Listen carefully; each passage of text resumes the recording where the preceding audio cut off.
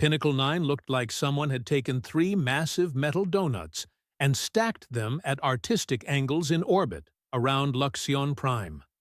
The demonstration hall occupied a prime section of the upper ring, with observation windows that showed off stars scattered like glitter across black velvet and the swirling purple-gold atmosphere of the planet below.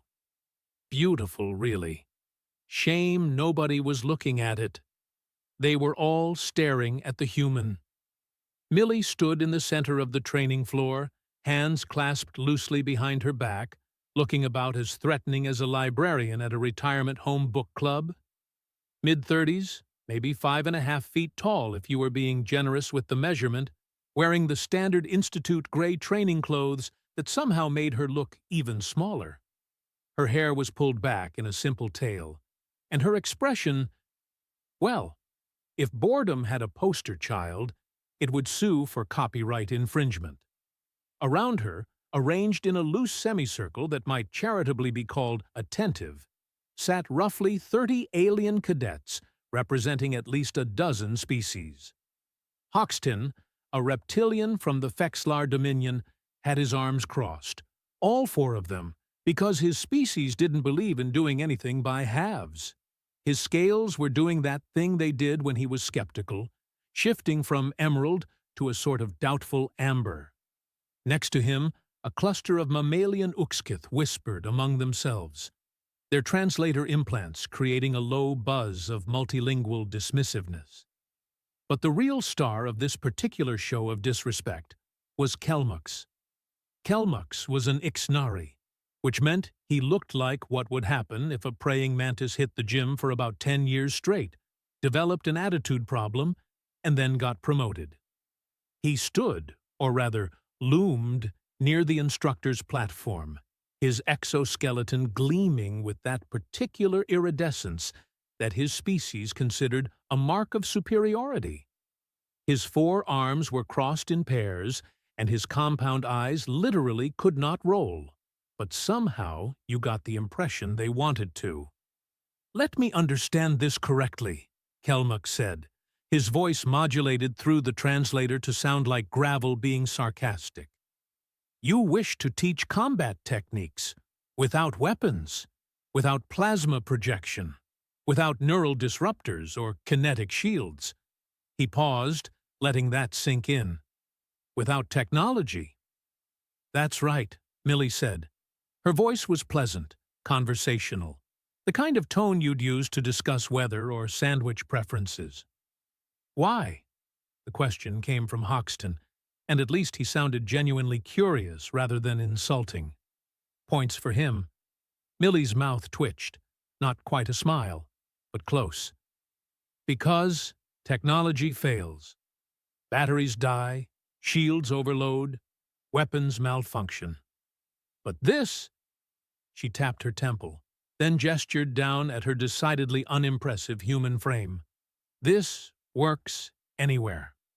Always." A ripple of amusement went through the assembled cadets. One of the Uxkith actually barked a laugh that sounded like a seal having an argument with a kazoo.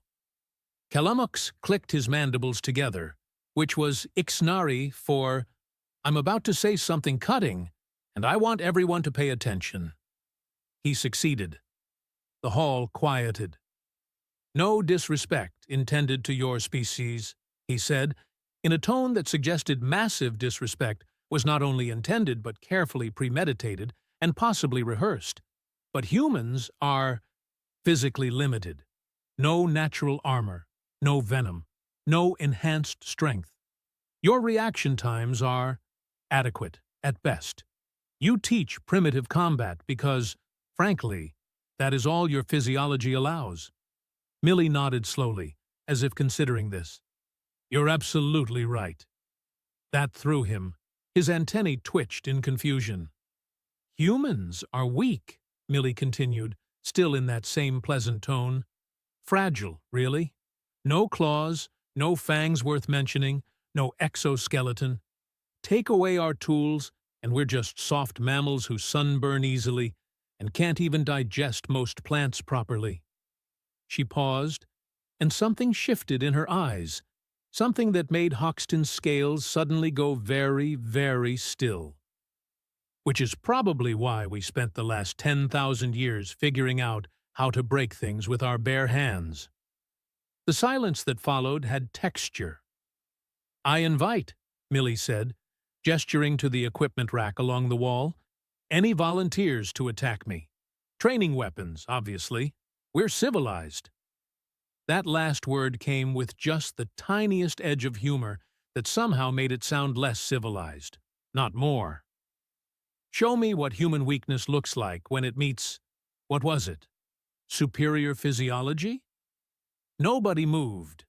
The Institute had many fine qualities, but volunteering to embarrass oneself was not traditionally part of the curriculum. Kelmux made a sound like chittering mixed with static. "This is absurd. You wish us to attack an unarmed instructor in a demonstration setting? The liability paperwork alone—" "Is already filed," Millie interrupted. "Also, I'm not unarmed. I've got these." She held up her hands, wiggling her fingers.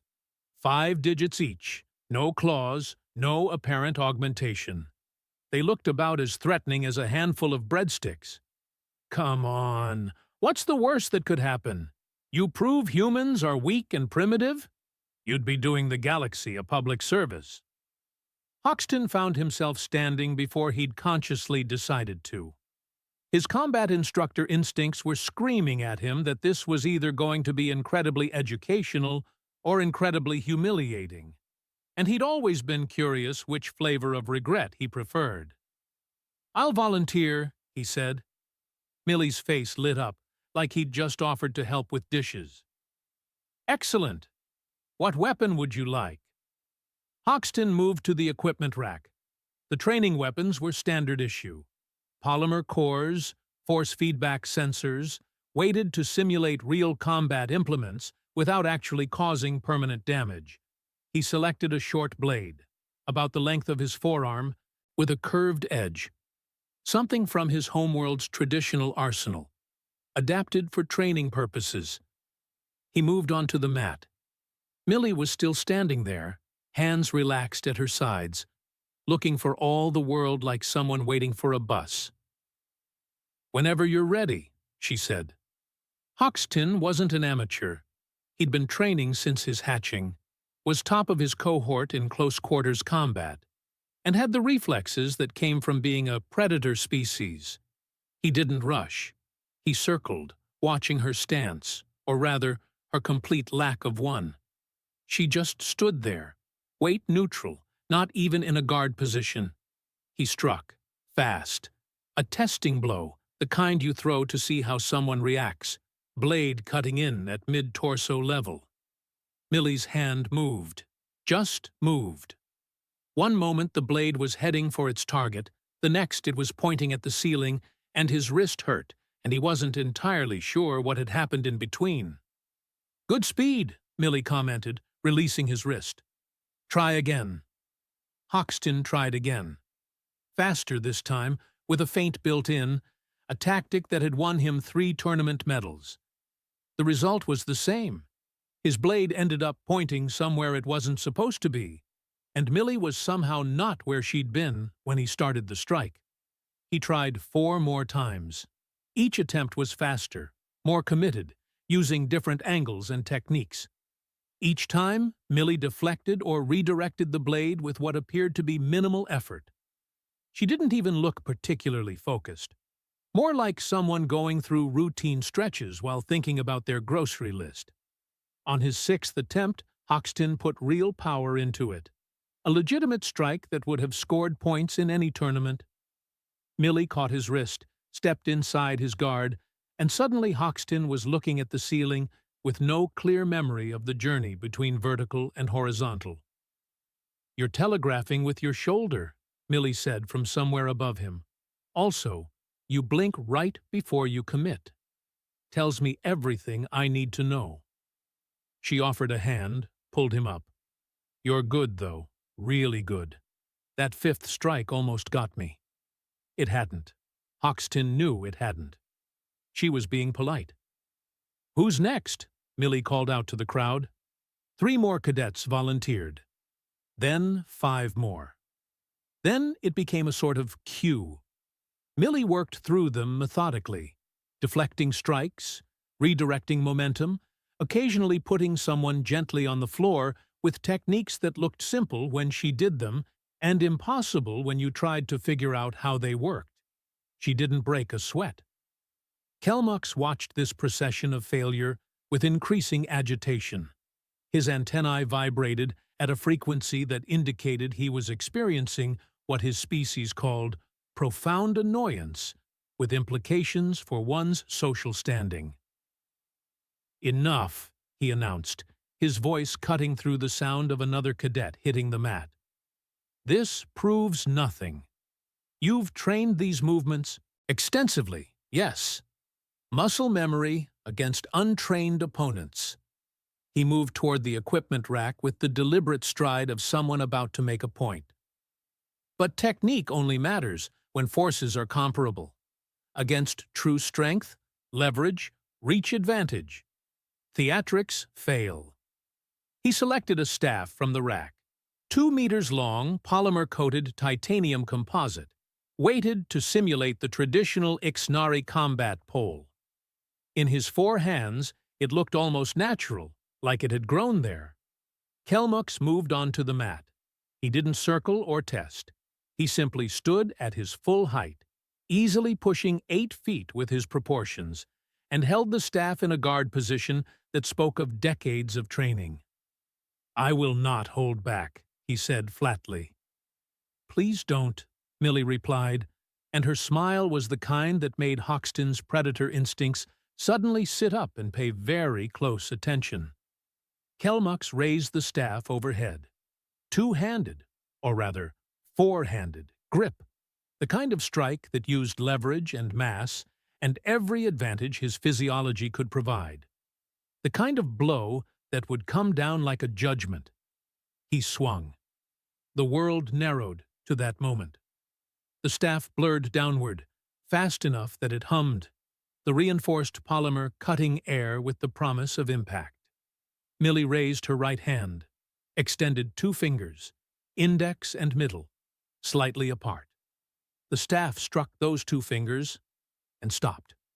Not slowed, not deflected. Stopped. Dead. Absolute. The impact created a shockwave of displaced air that rippled outward. Somewhere, someone's water container fell over. The sound was like a thunderclap in a confined space, sharp and final. Millie stood there, arm raised, 2 fingers holding a combat staff that had exactly 0 momentum left, while an 8-foot insectoid warrior pulled at the other end with all 4 arms and achieved nothing whatsoever. The hall was so quiet you could have heard a pin drop, assuming the pin was falling through vacuum, in a soundproofed room. Millie's expression hadn't changed. Pleasant, calm, maybe slightly amused. "Interesting technique," she said conversationally, as if she wasn't casually violating several laws of physics. "You telegraph with the shoulder rotation before you commit. Similar issue to our friend Hoxton, actually. Also, you're relying on the weight of the strike to do the work, which means if someone stops the momentum—" She released the staff, and Kelmux stumbled backward. "You've committed all your force to a direction that's no longer useful." Kelmux stared at her. His compound eyes couldn't actually narrow in suspicion, but they tried really hard. "That's impossible," he said. Not angry, not disbelieving, just stating what he thought was fact. "The kinetic energy alone is redirected through the bones of the hand, down through the skeletal structure, into the floor," Millie interrupted. "Human bones are denser than they look. Also, it's not about stopping the force. It's about becoming part of the system. Momentum wants to go somewhere. You just have to give it a path that isn't through you." She paused. Physics doesn't care about special effects. It just cares about math. Hoxton was recording this on his neural implant. He was absolutely recording this. Nobody would believe it otherwise. Again, Kelmuk said.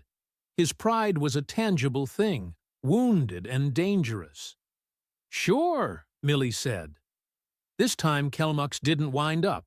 He struck like a viper, which was impressive considering he was an insectoid, the staff lancing out in a thrust aimed at center mass, fast enough that human eyes should have had trouble tracking it. Millie's hand was already there. 2 fingers again, this time catching the staff from the side, redirecting it past her body with a minimal turn of her wrist.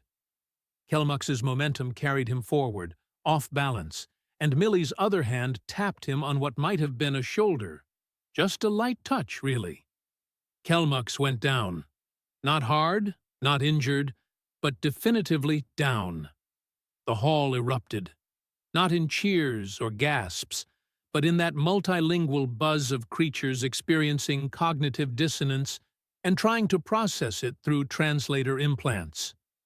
Millie looked around at the assembled cadets, at the instructors who had gathered to watch, at Kelmux picking himself up with as much dignity as an 8-foot mantis warrior could muster while his students watched.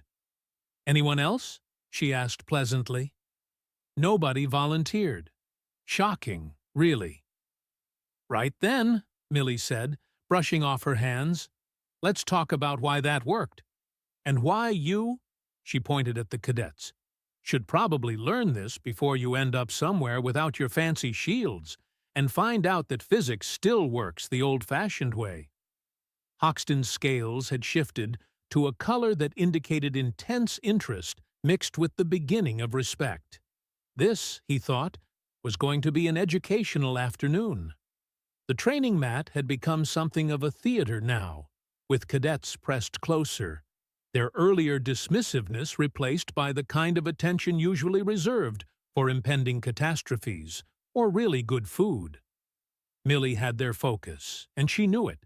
You could tell by the way she didn't acknowledge it at all, just kept moving through her explanations like she was discussing the weather, rather than demonstrating how to violate an insectoid warrior's sense of reality. "The trick isn't strength," she was saying, pacing the mat with her hands tucked into her pockets. Casual, like she hadn't just caught a combat staff with 2 fingers. "Strength is actually your enemy most of the time. You tense up, you commit force in one direction, you become predictable, rigid, easy to redirect." She pulled one hand out, held it up palm forward. "Human hands have 29 bones, 29 joints, at least 123 ligaments, and somewhere around 35 muscles controlling movement. That's a lot of mechanical advantage, packed into a small space. We're basically walking Swiss Army knives, assuming Swiss Army knives were made of calcium and bad life choices." That got a few laughs. Hoxton noticed Kelmux wasn't laughing. The Ixnari had retreated to the edge of the mat, mandibles working in a way that suggested he was processing something unpleasant. Probably the fact that his entire combat philosophy had just been casually dismantled by someone a third his size. "Let me demonstrate something," Millie said. She pointed at a particularly burly cadet. Oxval, one of the heavy world species, built like a boulder with ambitions. "You, come here." Oxval lumbered over. He massed probably 3 times what Millie did, with muscles on his muscles and a gravitational field that might have been measurable with sensitive equipment. "Grab my wrist," Millie instructed, holding out her arm. Oxval grabbed. His hand engulfed her wrist completely, thick fingers overlapping. "Now hold on.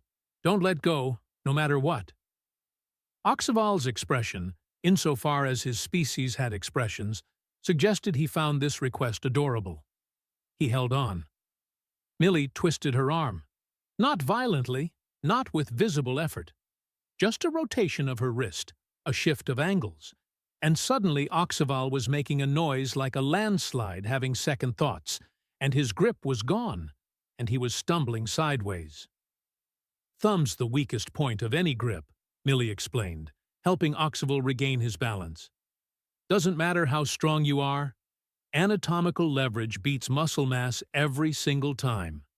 Your thumb can only exert about a quarter of the force your fingers can, so you attack the thumb, and the whole grip fails. She demonstrated again, slower this time, walking through the mechanics. Rotation, angle, pressure point. Simple when you saw how it worked. Impossible until you did. This is what humans learned, Millie continued, addressing the room. We are not the strongest species, not the fastest, not the toughest. So we studied how bodies work, all bodies, not just ours. We found the mechanical weak points, the angles where force multiplication works in our favor. We turned physics into a weapon. But that only works in hand-to-hand range, one of the Oxkith pointed out. Get a human at distance, with energy weapons, and all that technique means nothing. True, Millie agreed, which is why humans also invented sniper rifles, artillery, orbital bombardment, and long-range missiles. We're really good at killing things from far away, too. But that's not what we're talking about right now. Hoxton raised one of his 4 hands. Question. You stopped Kelmux's staff strike. That wasn't just leverage or technique. The kinetic energy should have broken my fingers. Yes, Millie interrupted. Would have if I'd tried to stop it with just finger strength. But I didn't. I redirected the force through my skeletal structure, down through my legs, into the station floor. Became part of the system. The floor stopped the staff, not my fingers. My fingers just introduced the staff to the floor. Politely. She walked over to the equipment rack, selected a training staff similar to the one Kelmux had used. Here's the thing about momentum. It doesn't care about your feelings or your species or how impressive your exoskeleton looks. Momentum is just math. Mass times velocity. Change the velocity or redirect the vector, and you change everything. Millie tossed the staff up, caught it, spun it casually. The movement was fluid, unconscious, the kind of familiarity that came from thousands of hours of practice. Humans spent centuries, thousands of years, really, fighting each other with sticks, spears, staffs, poles, clubs. We got really, really good at stick fighting. Probably better than we should have, honestly. Says something worrying about our priorities as a species. She stopped spinning the staff, held it in a guard position. So, who wants to learn how this actually works? Fair warning, it's going to hurt your pride more than your body, and you're going to feel really stupid for about 3 weeks until it clicks. Hoxton stood immediately. His scales had shifted to a color that indicated enthusiasm mixed with the recklessness that came from being young and thinking you might actually be clever. I'll volunteer, he said. Excellent. Come here. What followed was an education in humiliation. Millie didn't just teach, she demonstrated on living examples, which happened to be Hoxton's body. She showed how to redirect force, how to use an opponent's momentum against them, how to find the angles where strength didn't matter. Every time Hoxton thought he understood, she'd shift something subtle, and he'd end up on the mat again, looking at the ceiling, and wondering where his dignity had gone. You're tensing, Millie said, for the 5th time. Stop thinking about power. Think about flow. Water doesn't fight the rock, it just goes around. Water also erodes the rock eventually, Hoxton muttered from the floor. Exactly. You're learning. Other cadets joined in. The training evolved into a workshop, with Millie cycling through volunteers, showing them basic principles. How to fall without injury. How to roll with momentum instead of fighting it.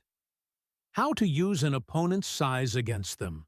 Something that particularly resonated with the smaller species in the class. Kelmux watched all of this with increasing agitation. His antennae vibrated at frequencies that probably violated noise ordinances. "This is theater," he announced suddenly, loud enough to cut through the training. "Cooperative demonstration against willing students. Real combat is nothing like this. Real combat is chaos, violence, multiple opponents, weapons that actually kill." Millie stopped mid-demonstration, releasing a cadet who fell more gracefully than he would have 20 minutes ago. She looked at Kelmux, and her expression was considering, like she was doing math in her head and not particularly enjoying the results. "You want real combat?" she asked quietly. "I want to see if this actually works under pressure, not this controlled exhibition." The hall went quiet. That kind of quiet that happens right before bad decisions become permanent memories.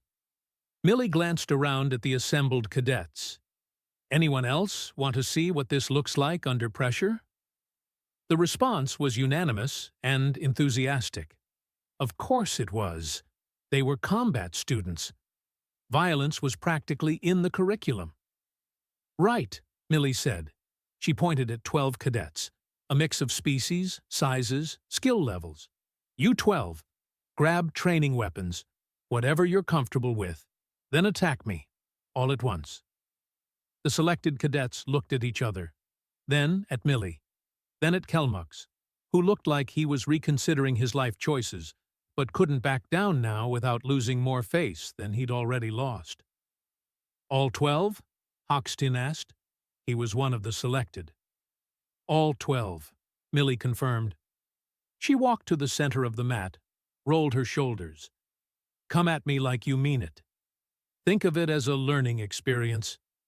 You'll learn what happens when you bring numbers to a physics fight." The 12 cadets equipped themselves. Staffs, training blades, a couple of impact batons. They spread out, surrounding Millie in a loose circle. Professional formation, cutting off escape routes, creating overlapping attack angles. These weren't amateurs. Millie stood in the center, hands loose at her sides, and smiled. "Whenever you're ready," she said. "Try not to hit each other. The liability paperwork is murder." Hoxton looked at his fellow cadets. They looked back. Some unspoken agreement passed between them. You could see it in the shift of stances, the readying of weapons.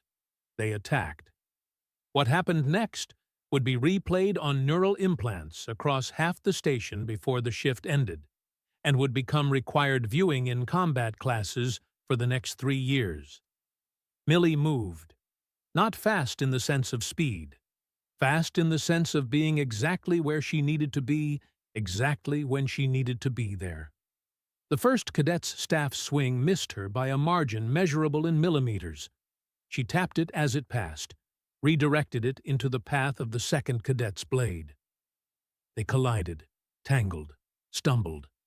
Millie was already elsewhere, ducking under a baton strike, using her low position to sweep a leg, sending a third cadet into a fourth. Her hand found a staff, redirected it upward into someone's chin, gently, training-level force, but enough to rock them back. She flowed. That was the only word for it. Like water, like she'd told Hoxton. She didn't fight the attacks. She became part of them, redirecting momentum, using the cadets' own force and numbers against them. When one attacked from behind, she'd already used another's body as a shield, and they'd check their strikes to avoid hitting their colleague, and in that moment of hesitation she'd already moved on. 12 became 11, became 10, as cadets ended up on the mat, or tangled with each other, or simply stopped, bewildered about how they'd ended up holding their own weapons backward. Hoxton came in fast, staff low, trying to catch her legs. Millie stepped onto the staff like it was a ramp, ran up his extended arms, kicked off his shoulder, gently, but enough to send him spinning, and landed behind him, somehow collecting 2 more cadets on her way down and leaving them in a confused pile. The whole thing took maybe 30 seconds. When it ended, Millie was standing in the center of the mat, not even breathing hard, surrounded by 12 cadets in various states of horizontal or confused. The hall was silent. Then Hoxton started laughing. Couldn't help it. The absurdity, the impossibility, the sheer audacity of what he'd just experienced. Others joined in, not mocking laughter, but the kind that comes from experiencing something so far outside your expectations that humor is the only rational response. Millie helped them up, one by one, offering tips. You telegraphed that strike. You committed too early. Better. But watch your balance. Kelmuck stood at the edge of the mat, very still, his mandibles working soundlessly. Questions? Millie asked the room. Hoxton had about 1,000 questions, but he managed to narrow it down. How long did it take you to learn this? Millie's expression flickered. Something old passed behind her eyes, something that suggested a longer story than the current moment allowed. Started when I was 6, she said. So, about 30 years of practice, give or take. But the principles? You can learn those in a few months.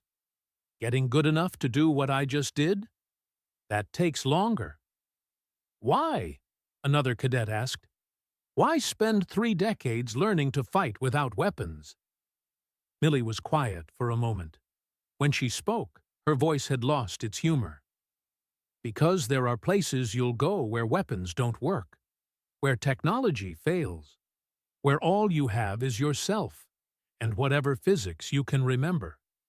And in those places, knowing how to break things with your bare hands is the difference between going home and becoming a statistic. The silence that followed had weight. Now, Millie said, her tone brightening artificially. Who wants to learn how to fall properly? Because judging by that demonstration, most of you need serious work on your landing technique. Training resumed, but something had shifted. The cadets weren't practicing anymore. They were studying. The afternoon bled into evening, station time. Not that you could tell from the windows, where the stars just kept on being stars in their usual, indifferent way.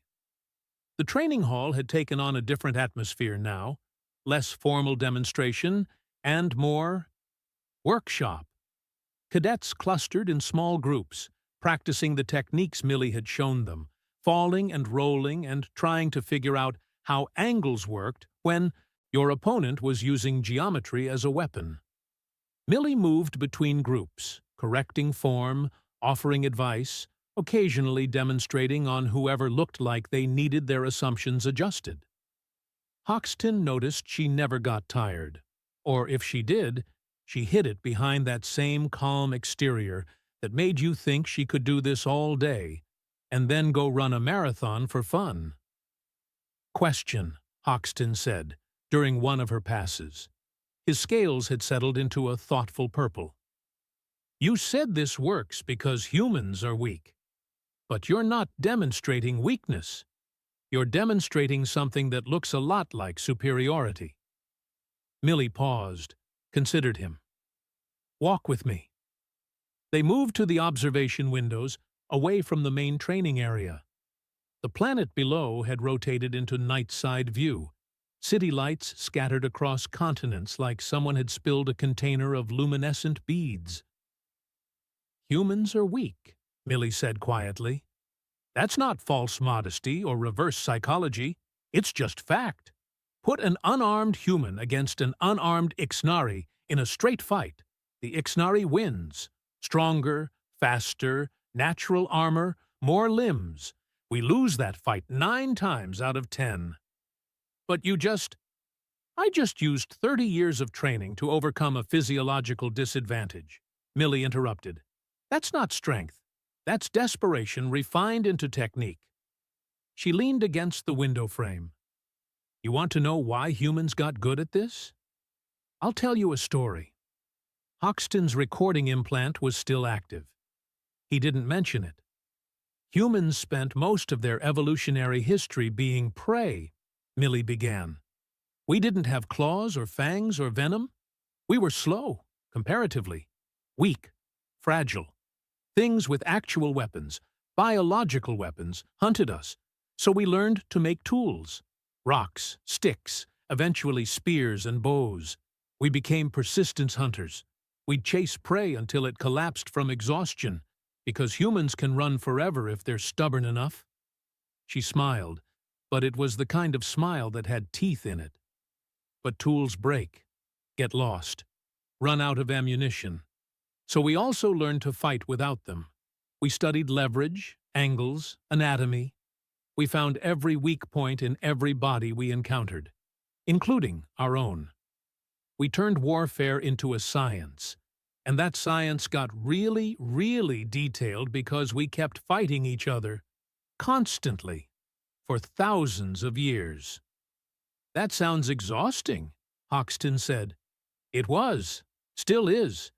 Humans have this terrible habit of solving problems through violence, and then wondering why we have new problems. Millie pushed off from the window. But it taught us something valuable. When you're weak, you can't afford to be stupid. You have to be clever, efficient, precise. Every movement has to count because you don't get second chances. She held up her hand again, wiggled those 5 fingers. These hands built cities, made art, performed surgery, and also learned 300 ways to break joints, because we're complicated, like that. My teacher, the one who taught me most of what I know, used to say that humans are the universe's way of proving that fragility plus intelligence equals something terrifying. Your teacher sounds interesting. She was? Past tense. Millie's expression flickered. She also used to throw me across the room when I got cocky, so there's that. A crash from the training area drew their attention. One of the Uxkith had successfully executed a throw and looked absolutely shocked about it. Their training partner was equally surprised to be on the floor. That's the moment, Millie said softly. When it clicks, when you realize that physics doesn't care about your species or your assumptions. It just works, consistently, predictably, if you understand how to use it. Is that why you teach this? To spread human combat philosophy? Millie laughed, short, sharp. No, I teach this because most species in the galaxy have spent the last few centuries letting technology do their fighting. Plasma weapons, shields, drones, all very effective. Right up until you're in a situation where none of that works, and you realize you've forgotten how your own body moves. She turned to face him fully. Humans didn't have that luxury. We went to the stars carrying all our old violence with us, like luggage we couldn't throw away. We know how to fight with rocks if we have to. Most other species? They've evolved past that, which is healthier, probably, more civilized. But it means when things go wrong, really wrong, they don't have the muscle memory to fall back on. And you think things will go wrong? Things always go wrong, Hoxton. That's practically the universe's mission statement. They walked back toward the training area. Kelmux was standing near the equipment rack, watching the cadets practice with an expression that might have been thoughtful or might have been calculating. Hard to tell with compound eyes. He's not happy, Hoxton observed. No, he's not. Millie's tone was neutral. Having your worldview challenged is uncomfortable. Some people respond by learning. Others double down. Which will he do? We'll find out. Millie raised her voice, addressing the room. All right, gather around. Let's talk about why this matters beyond just being able to look cool at parties. The cadets assembled, some of them moving with noticeably better awareness than they had a few hours ago. Fast learners when they were motivated. Combat isn't about technique, Millie said. Technique is just the tool. Combat is about understanding systems. Every fight is a system. Forces in motion, bodies in space, momentum looking for somewhere to go. You don't win by being strongest or fastest. You win by understanding the system better than your opponent. She gestured to one of the staffs lying on the mat. That staff is a lever. Your body is a series of levers. The floor is a platform. Gravity is a constant force. Momentum is predictable.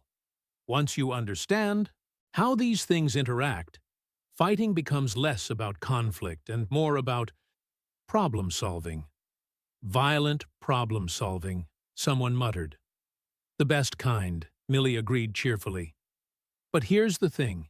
This applies to everything, not just fighting. Humans learned to think in systems because we had to.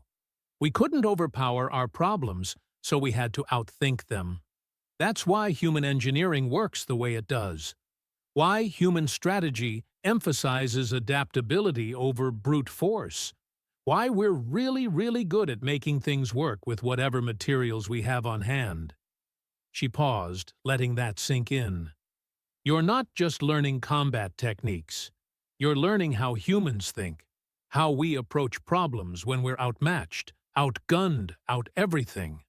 And trust me, in the wider galaxy, you'll want to understand that, because humans are everywhere now, and we brought all our problem-solving skills with us. Kelmuck shifted, mandibles clicking. You make it sound like humans are a threat. Not a threat, Millie corrected. A variable, an unpredictable one. Most species hit a problem and apply standard solutions. Humans hit a problem and ask, what if we tried something completely insane that nobody's thought of because it's obviously stupid? And then, sometimes it works, and everyone has to update their textbooks. That's not reassuring, Hoxton said. It's not supposed to be. It's just true. Millie checked the chronometer on the wall. We've got another hour before this facility closes. Use it. Practice the falls. Practice the redirects. Work with partners from different species. You need to understand how different body types move.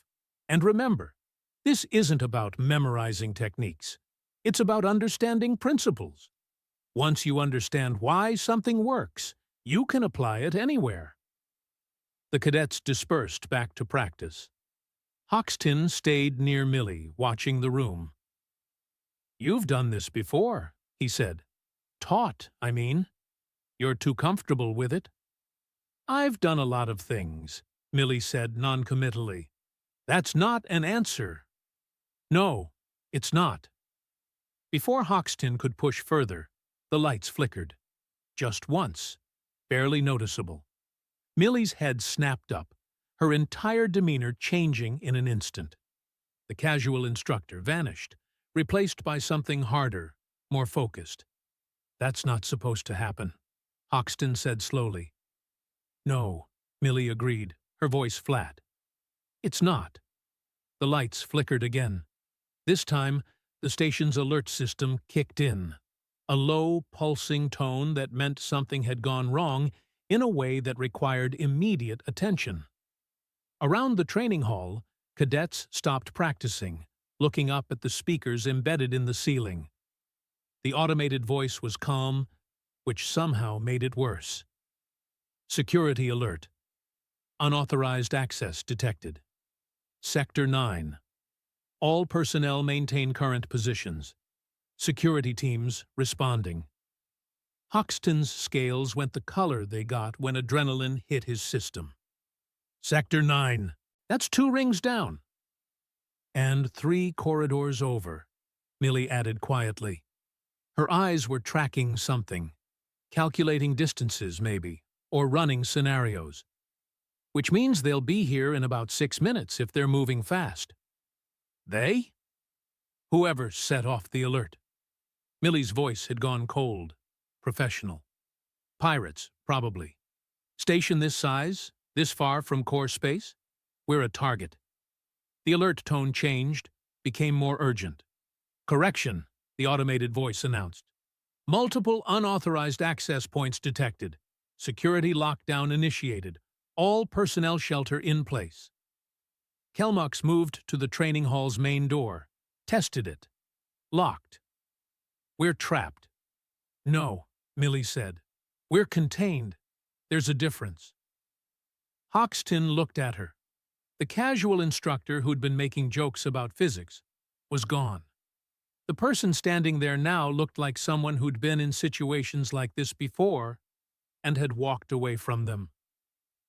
"You're not surprised," he said. "I'm always surprised when things go according to plan," Millie replied. "This is just a different plan than the one we started with." She turned to face the cadets, who were clustering together near the center of the mat, weapons forgotten, looking young and uncertain in a way that combat training hadn't prepared them for. "Listen up," Millie said, voice cutting through their rising panic. "We're about to get visitors, probably not friendly ones. When they arrive, you're going to remember everything we practiced right now. And you're going to learn why humans teach this stuff." Her smile was sharp enough to cut. "Class is still in session." The station alarm continued its pulsing rhythm, a heartbeat for something dying. Millie moved to the equipment rack with purpose, her casual instructor persona completely stripped away. What remained looked military. Not in bearing, but in the kind of efficiency that came from too many emergencies. "Hoxton, Kelmux," she said, voice clipped. "Get the cadets against the far wall, away from the main entrance. Anyone with combat training beyond basic, and I mean actual experience, not just coursework, front line." Kelmux bristled. "You don't have authority to—" "I have the authority of being the person who knows what's about to happen," Millie interrupted. "Move them. Now." Something in her tone bypassed Kelmux's pride. He moved, herding cadets with his forearms, while Hoxton helped organize them into a defensive cluster. Millie grabbed 2 training staffs, tested their weight. Not ideal, but better than nothing. She moved to a position near the door where she could see the entrance, but remained partially concealed by the equipment rack. "How long?" Hoxton called from across the room. 3 minutes, maybe less." "How do you—" The door exploded inward. Not literally. Someone had overridden the lock with a plasma cutter, and the access panel sparked and died as 6 figures pushed through. Mixed species, mismatched armor, weapons that were decidedly not training equipment.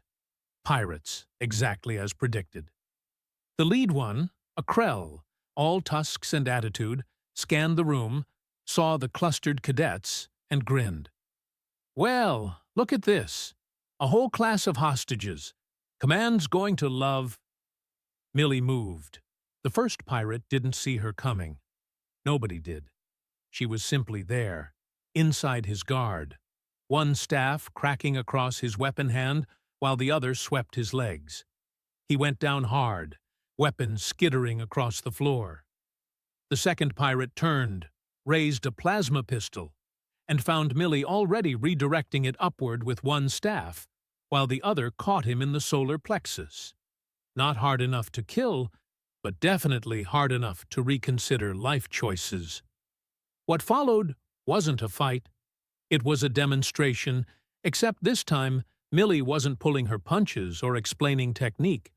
She flowed through the pirates like water through a cracked dam, redirecting, striking, using their own momentum and numbers against them. A weapon discharged, the bolt going wide, and Millie had already disarmed that pirate and was using his body as a shield against the next. The whole thing took maybe 20 seconds. 6 pirates ended up on the floor, disarmed, groaning. Millie stood among them, not even breathing hard, holding 2 training staffs and 1 very real plasma pistol she'd acquired somewhere in the chaos. Station security arrived 30 seconds later, too late to help. just in time to witness the aftermath. The security chief, a hulking Murax named Thole, took one look at the scene and sighed. "Millie, you couldn't have just waited?" "No time for waiting," Millie replied, dropping the staffs and handing over the plasma pistol. They had a 3-person team hitting the command center while these 6 provided distraction. "Check Sector 9, Subsection 8. You'll find the real breach there." Thal spoke into his comm, relaying coordinates. Then he turned back to Millie, with an expression that suggested this was not his first time dealing with her particular brand of initiative. "You knew," he said flatly. "I suspected." "And you didn't report?" "I reported 3 days ago," Millie interrupted. "Filed a complete intelligence brief on suspected pirate activity and potential internal security compromises. Check your classified files. It's all there." Hoxton's scales had gone through about 15 different colors in the last 2 minutes. "Intelligence brief?" Thal looked at the assembled cadets, at Kelmux, who was standing very still, at Hoxton, whose recording implant was capturing all of this. "Millie isn't just an instructor. She's Human Intelligence Service.